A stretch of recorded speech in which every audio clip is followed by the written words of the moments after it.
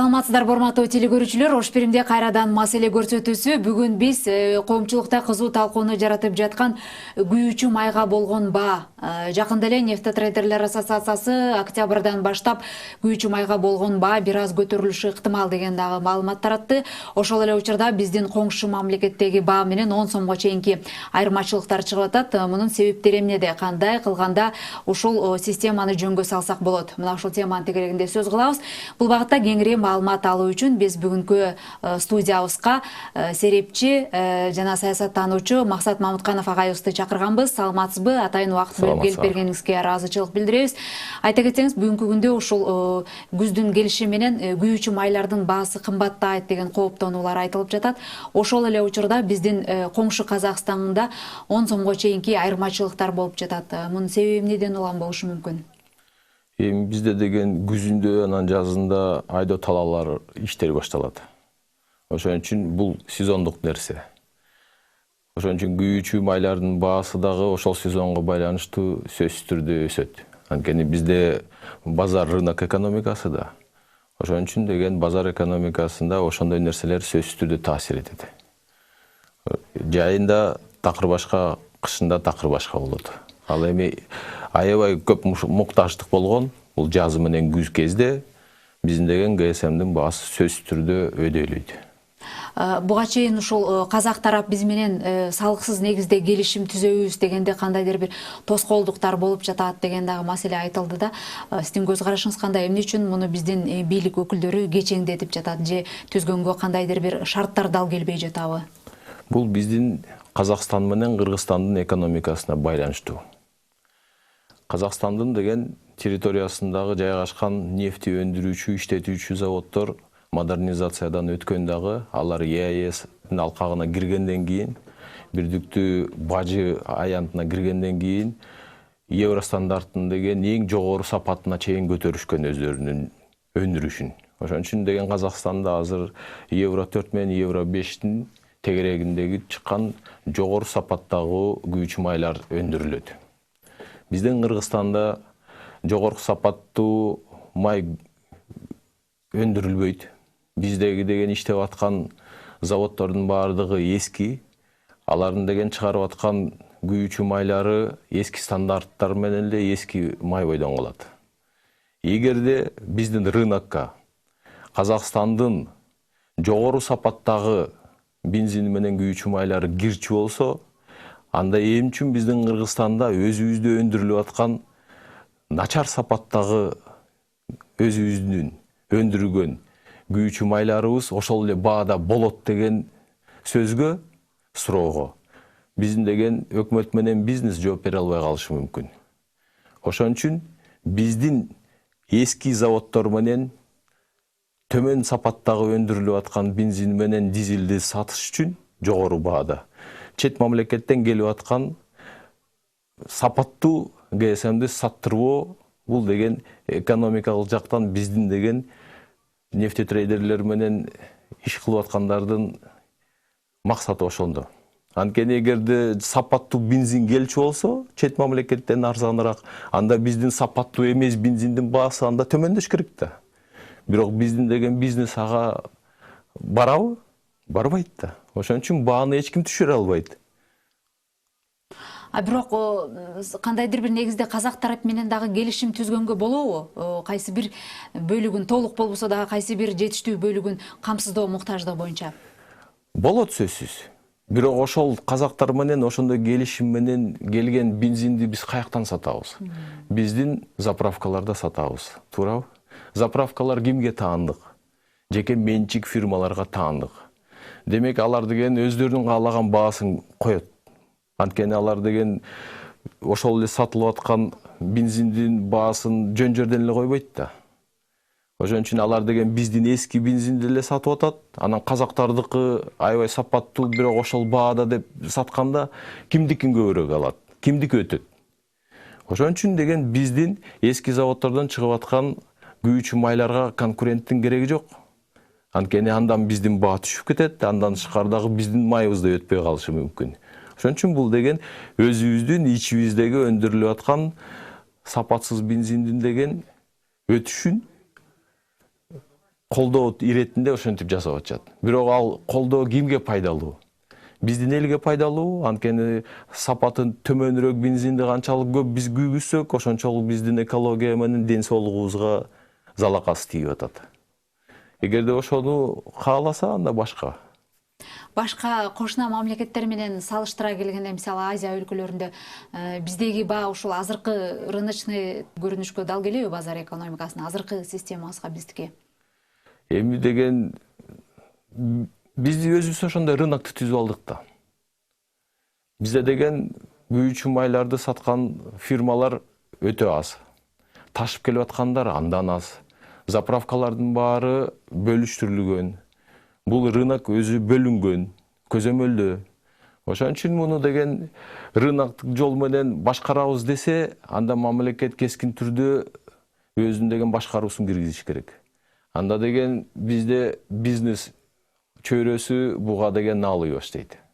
Жеке менчиктерге өтүп кеткен. Ооба да бүт бар ошондой да. Бирок мамлекеттин деген өзүнүн башкара турган ырчактары бар. Ошону деген тез колдонуп туруш керек. Анткени бизде деген баа монополияга каршы мыйзамга ылайыктуу болуш керек. Ошол баалар деген реалдуу түрдө биздин экономикага ылайыктуу болуш керек. Анткени биздин деген элдин деген ошол бензинди сатып ала турган мүмкүнчүлүгү, финансылык шарты кандай? Биз көрүп атпайбызбы? Андан тышкары дагы эң негизги мамлекет ошол күйүүчү майлардын рыногуна кое турган шарт бул деген ошол сатылып аткан майлардын сапатын жогорулатуу. Мынакей, биздин өкмөт, биз баарыбыз бажы биримдигине, андан тышкары ЕАЭСтин алкагына кирип атканда, өзүбүздүн макулдуулугубуз менен ошол ЕАЭСтин алкагындагы иштеп аткан бүт нефти заводдордун сапатын жогорулатабыз деп өзүбүз шартка көнүп, ошого кол коюп берген койбуз. Быйыл ошол шарттарга ылайыктуу 19-жылы бизде Кыргызстанда өндүрүлүп аткан бензиндин сапаты жогорулатылган европалык стандартка жетиш керек болчу. Бирок тилекке каршы андай шартты биз өзүбүз аткара албай калдык. Эми ошол шартты деген бизге дагы чоюп бергиле, узартып бергиле деп биздин өкмөт кайрылды. Кайсы убакытка чейин бизге узартып берет, азыр айтыш кыйын, анткени аны деген Минскиде комиссия чечет. Бирок биздикилер 21-23 жылга чейин жылдырып бергиле деп атат. Демек биздин Кыргызстанда эски заводдорубуз модернизациялоосу ошо менен дагы чоюлат. Биздин Кыргызстанда өндүрүлүп аткан бензиндин сапаты ошол убакытка чейин өзгөрбөйт. Анан бирок мамлекеттин ошол биздин заводдорго коюлуп аткан шарттары реалдуу түрдө аткарылабы, аткарылбайбы, бизнес да ага деген жооп бере албайт, мамлекет да ага кепилдик бере албайт. Анткени биздин заводдорду модернизациялоо кылыш үчүн көп каражат керек. Ошол каражат ошол заводдун ээлеринде барбы? Билбейбиз. Демек, биз жыл өткөн сайын келечекте ушул улам эле сырттан алып бербей өзүбүздүн өндүрүштү колдонуп, суроо талапты толук жапканга бизде мүмкүнчүлүгүбүз барбы? Бар да. Биздин Кыргызстанда мынакей түштүктө канча деген нефти чыгарган, нефти өндүргөн ишканаларыбыз бар. Ошол нефтиден деген биз өзүбүзгө ылайыктуу, өзүбүзгө сапаттуу бензинди чыгара турган шарттар бар. Мынакей акыркы маалыматтар боюнча биздин Кыргызстанда нефтини иштете турган 7 заводубуз курулуптур. Акыркысы мынакей, көрүп атпайсызбы, Кара Балтадагы кытайлар салган. Эми ошол салынган заводдорду деген кайра модернизациялоо кылыш керек экен. Алардын деген сапатын жогорулатыш. Эми ошол шартты деген өкмөт, бийлик катуу койсо, ошондо жасайт да. Анан бирок биздин бийлик өзү деген ошондой шартты деген катуу кое албай атат. Кеп ошондо болуп атат.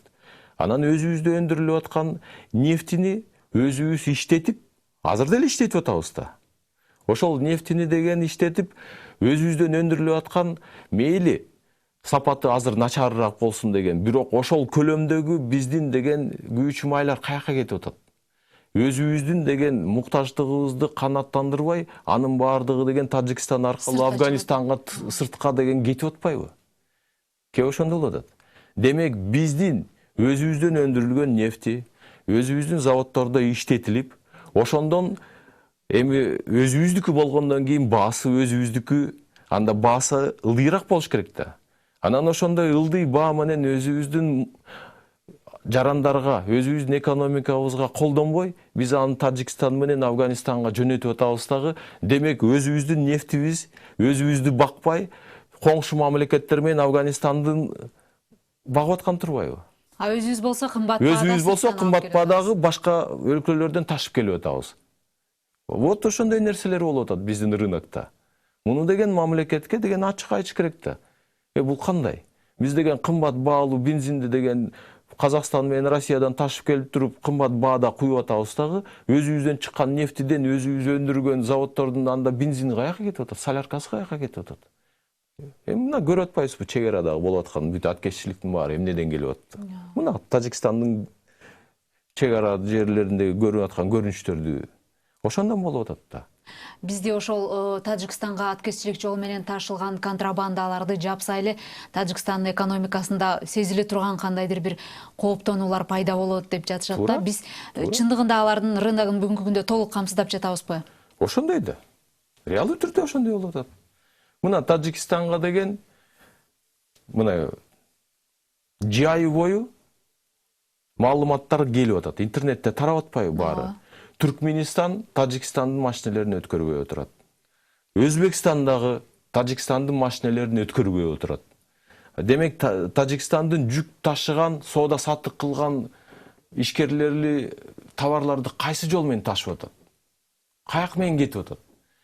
Эгерде Өзбекстан деген алардын унааларын өткөрбөй атса, такыр Өзбекстан. Демек, биз аркылуу өтүп атат да. Афганистан аркылуу өтпөйт, анткени Афганистан аркылуу жүк ташый турган жолу жок Тажикстандын. Өзбекстан аркылуу эле кирет. Демек, бүт азыр Тажикстандын деген турмуш тиричилиги экономикасы биздин Кыргызстан эле аркылуу жүрүп атат. Аны деген өзбектер атайын кылган.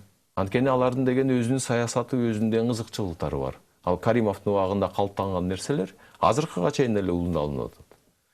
Анан биз деген ушинтип Тажикстанга боорубузду ачып атат дагы, ушинтип жолдорубузду ачып берип атабыз. Күйүүчү майларын деген киргизип атабыз. Кытайдан ташып аткан товарлары ким аркылуу өтөт? Биз аркылуу өтөт да. Ошентип аларды деген камсыздап атабыз. Анан бирок бизге кылган кесепети жанагындай. Мынакей чек арада балдарыбыз өлүп атат. Эми ошондой нерселерди деген жөнгө салыш керек да. Бул деген экономика, бул өтө чоң саясат. Бул көп акча. Ишкерлердин арасындагы болгон соода саттык саясаты. Муну да жөнгө салыш керек. Азыр бизде ушул Россиядан келген май эле болуп, монополия болгон үчүн, Газпромго көз каранды болгон үчүн эле. Эгерде казактар менен кошумча келишимдерди түзгөндө кандайдыр бир өлчөмдө 2-3 сомго болобу, бир бааны өзгөрткөнгө мүмкүнчүлүк болобу? Эгерде бизде түз эле Газпромдун монополиясы болсо, анда таптакыр башкача болмок. Бизде Газпром монополияны кармай албай атат. Эгерде статистиканы карасаңар, биздин Газпромго тиешелүү болгон 40 эле заправка бар. Ал эми калган 900 заправка кимдики? Көрүп атасыңар да, э? Ошентип, мына Газпром ташып аткан бензиндин сапаты европалык стандартка таандык. Ал эми Казакстандан келип аткан бензин азыркы учурдагы канча фирмалар ташыйт, мына канча ошол Казакстандын фирмаларына таандык заправкалар бар, баарыбыз көрүп атабыз. Ошондуктан аларында өзүнүн баа саясаты бар. Газпромдуку өзүнчө. Анан бирок өзүбүздөгү саясат кандай? Биздин өзүбүздүн өндүрүшчүлөр ошол эле нефть өндүргөн, анан ошол нефтини иштеткен заводдордун деген ээлеринин, ошол бизнестин кызыкчылыгы кандай? Мына буга чейин биз айткандай эле, бизден чыгып аткан нефтиден, бизден чыгып аткан күйүүчү майлар каяка кетип атат? Түшүнүктүү да. Демек, бул системаны бизде жакын арада жолго салууга же болбосо жөнөкөй суроо талапты койгон, ушул жөнөкөй эл үчүн пайдалуу боло турган вариантты ойлоп табууга азырынча эртерээк кылабы же кандай? Биздин өкмөттүн алы жетпей атабы же кандай болуп жатат? Бул деген саясат. Ошол биздин элге карата саясатты өзгөртүш үчүн биз деген ошол мамлекетти башкарган, өкмөткө иштеген, ошол министрликте иштеген адамдарды ким башкарат?